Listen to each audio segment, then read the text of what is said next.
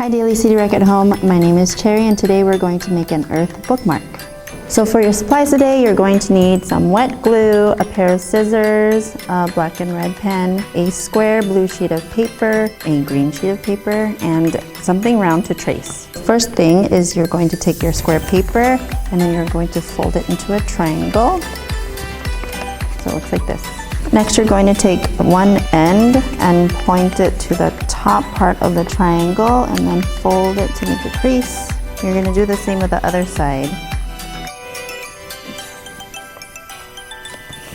Then you're going to open it up and then fold the top part of the triangle down. And then take the folded side from the first part and tuck it in to the folded triangle. Take the other side and tuck it in. And that's the base of the bookmark. For your next step, you're going to make sure you turn over your bookmark and get your round tracing thing and make sure you have a little bit of slack, so you're going to trace it and then you're going to cut it out. After that, you're going to take your green sheet of paper and then you're going to draw some continents and then cut them out. Make sure your bookmark is upright like this. After you cut out your continents, you're going to glue them onto your bookmark.